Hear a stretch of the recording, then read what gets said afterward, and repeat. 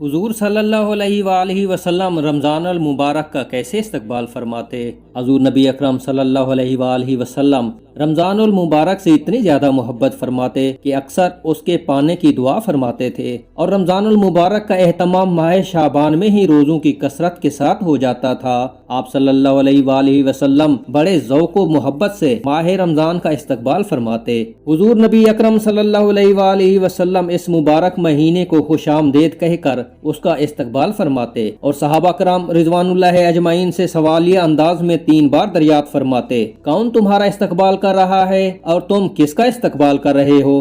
حضرت عمر بن خطاب رضی اللہ تعالی عنہ نے عرض کیا، یا رسول اللہ، کیا کوئی وحی اترنے والی ہے؟ فرمایا نہیں۔ عرض کیا کسی دشمن سے جنگ ہونے والی ہے؟ حضور نبی اکرم صلی اللہ علیہ وآلہ وسلم نے فرمایا نہیں۔ عرض کیا پھر کیا بات ہے؟ آپ صلی اللہ علیہ وآلہ وسلم نے فرمایا، بے شک اللہ تعالیٰ ماہ رمضان کی پہلی رات ہی تمام اہل قبلہ کو بخش دیتا ہے۔ حضرت انس رضی اللہ تعالیٰ عنہ سے مروی ہے کہ جیسے ہی ماہ رجب کا چاند طلوع ہوتا تو آپ صلی اللہ علیہ وآلہ وسلم اللہ تعالیٰ کے حضور یہ دعا فرماتے، اے اللہ، ہمارے لیے رجب، شعبان اور بالخصوص ماہ رمضان کو بابرکت بنا دے۔ حضرت اسامہ بن زید رضی اللہ تعالیٰ عنہما روایت کرتے ہیں کہ میں نے عرض کیا، یا رسول اللہ صلی اللہ علیہ وآلہ وسلم، جس قدر آپ شعبان میں روزے رکھتے ہیں اس قدر میں نے آپ کو کسی اور مہینے میں روزے رکھتے ہوئے نہیں دیکھا۔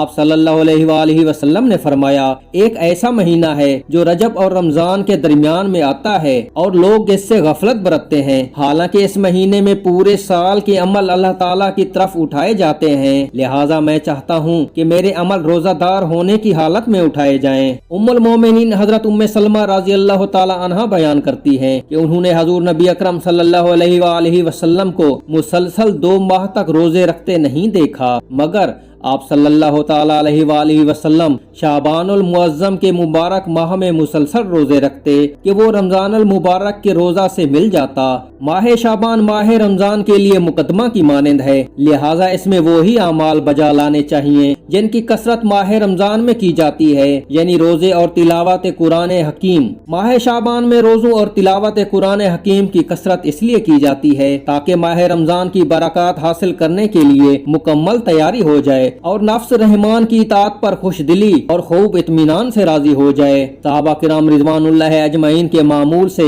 اس حکمت کی تائید بھی ہو جاتی ہے۔ حضرت انس رضی اللہ تعالی عنہ شعبان میں صحابہ کرام رضوان اللہ اجمعین کے معمول پر روشنی ڈالتے ہوئے فرماتے ہیں، شعبان کے شروع ہوتے ہی مسلمان قرآن کی طرف جھک پڑتے، اپنے اموال کی زکوٰۃ نکالتے تاکہ غریب مسکین لوگ روزے اور ماہ رمضان بہتر طور پر گزار سکیں۔ دعا ہے کہ اللہ تعالی ہم سب کو نبی پاک صلی اللہ علیہ وآلہ وسلم کی ہر سنت پر عمل کرنے کی توفیق عطا فرمائے، آمین ثم آمین۔